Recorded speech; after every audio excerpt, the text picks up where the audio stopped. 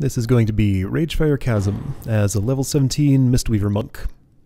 So Deadmines was the first dungeon I did. Ragefire Chasm, often considered to be like the first dungeon you do. It's kind of maybe the shortest and easiest one. I had a little bit of an idea of how the flow of this goes after having done Deadmines now.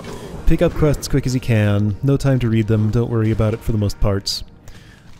Be ready in case the party is going to run forward and like get in a fight immediately. Because again, these groups tend to go pretty fast. That's right, I remember a thing that's going on. I'm trying to figure out where my target is. There's a setting you can turn on that'll show you target on the mini-map, which I think I might turn on mid-dungeon here, or like between dungeons. It helps tremendously because keeping track of where things are when there's this much going on the screen is sometimes a problem for me. Anyway, so, little more confidence from my first dungeon run. Still have basically the same action bar. I've only leveled up twice, so I haven't really gotten any relevant new abilities. So yeah, Ragefire Chasm, pretty straightforward. It's not completely linear, but it's almost completely linear. But yeah, I think this is the point where I start getting comfortable enough that, like, I figure, alright, I know the flow of when people are taking damage. I know when I need to heal. In between those times, maybe I can start doing a few attacks. So an interesting thing about the monk class, all the other healers prior to this have been pretty much ranged classes. Monk is a melee fighter, so playing as a melee healer is really interesting. I was having a lot of fun with it once I got into the flow of it here, but that hasn't happened yet. Just gotta make sure I'm keeping this paladin alive. Tank this time as a paladin. You know, each one works a little differently. Last time we had the warrior who left right away, then the druid for most of it. Druids tend to be real good from my experience. Like, I rarely run into a dungeon with a druid as the tank where things go particularly wrong. The rest are, you know, sometimes iffy. It probably has nothing to do with the class and everything to do with the player, just by coincidence. I've gotten a lot of real good druids and a few not so good other classes. Don't remember how well this run goes. I think there are a couple of kinda dicey moments, but we get it done pretty well.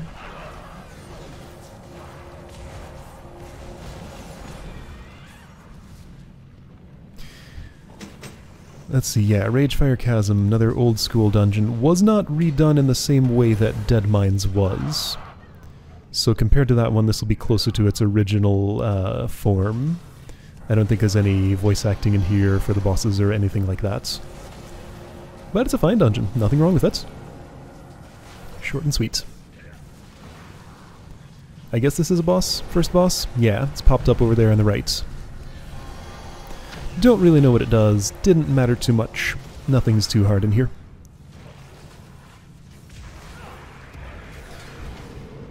Just getting familiar with buff icons and stuff while there's some downtime.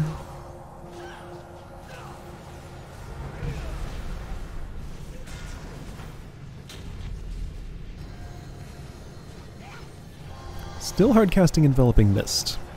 Wonder when I learn not to do that anymore.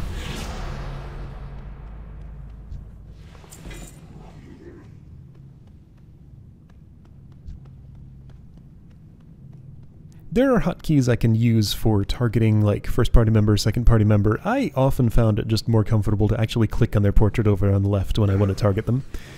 I don't know, there are a lot of ways you can set up the UI of this game. Some people use a lot of add-ons. I have one add-on installed, but I don't really use it much. Mostly just play with what the game gives you by default. And forge my own path through it, you know, as long as I can do the things that need to be done. It doesn't really matter how I do them.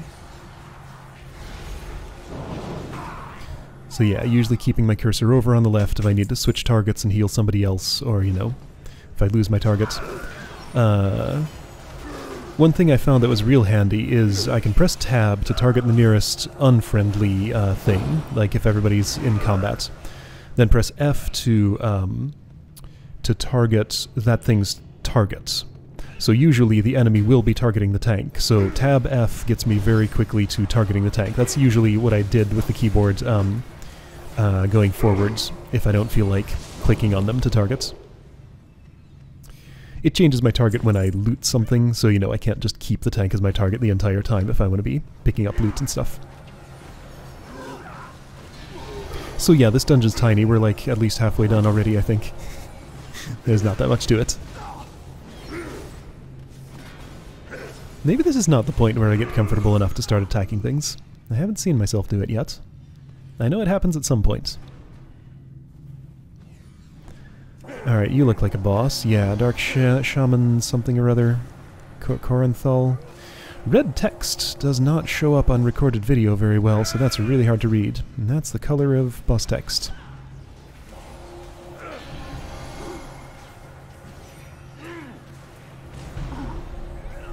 That huge pop-up there in the lower right tells me all about everybody who's on a quest to kill this boss. I'd say it gets in the way, but I have the quest description popped open there, so it doesn't really... Yeah, see, I'm just standing here doing nothing, you know. Everybody's health is full. You can get away with that as a healer. You can probably get away with it as a damage dealer a lot of the time. You might get called out on it. I know some people have thoughts about, like, whether a healer should be ever dealing damage or not. My opinion on it is that as long as they can do their job and not pull threats while doing it, doesn't really matter what else they do. You can contribute a little bit of extra damage. This early on in the game, I kind of had fun doing a little bit of damage racing with the possibly inexperienced damage dealers who had queued up, just to see if, like, as a healer, I could, yeah, the one add-on I have installed is a damage meter. I don't have it shown right now, but, you know, it measures, like, total amount of damage done throughout the dungeon, DPS, stuff like that. So if I can get away with it, you know, and not abscond in my healing duties too much, it's kind of fun sometimes to see if I can see where I can place on the meters. But, you know, it's a trap to look at that too much. It's a good idea not to get too into it. These days I just have it hidden, and, you know, after the first several dungeons, they get serious enough that it's not realistic as a healer to do a, you know, a non-trivial amount of damage. But sometimes I can do a little bit. Anyway, yeah, so I see things popping up on the ground. I'm not moving very fast out of them. Should probably move a little faster. But they came down pretty quick. Didn't matter much. Can just heal right through it. I could probably have stood still and had no problem.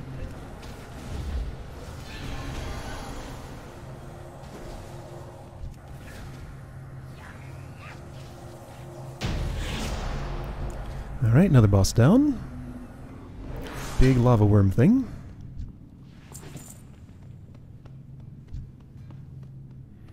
I see two people here in this group are from the same server. Usually when that happens, I assume it is because they queued while grouped together.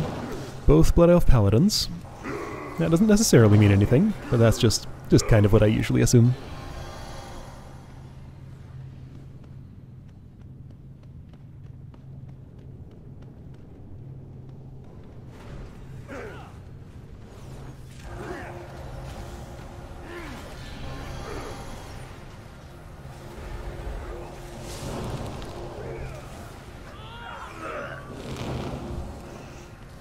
Those bars are staying pretty full. I just don't have much to do here. You know, it's very easy just to keep everybody's health completely full. And yeah, this leads me to think about whether I want to be attacking or not. But I guess I don't really do it during this dungeon yet. It's somewhere upcoming. Somebody pulled threat on that boss away from where the tank was trying to position it. That's something that happens sometimes. When you're in that role, that's a thing to worry about. As healer, though, threat is not a huge concern for me. I have to think about it a little bit, but nowhere near as much as either of the other two roles. So yeah, ideally, tank should have the most threats, so that the boss is always targeting them, with, you know, few exceptions. So that they're the main heal target, then any incidental splash damage goes to the damage dealers, and ideally not too much onto the healer. Oh, by the way, that was the last boss. Dungeon's done. I feel like there used to be more bosses in here. I think they streamlined some of these older dungeons. chopped them down to more digestible formats. Some of them they didn't, though. Like later on in the classic dungeon stuff, you'll see some real confusing stuff. Blood and thunder. For the horde. Anyway, so everybody here has decided they want to queue for another dungeon. I decide I'm not ready for that at this point, so I just leave. Alright, and that was Ragefire Chasm. See you next time for another of these.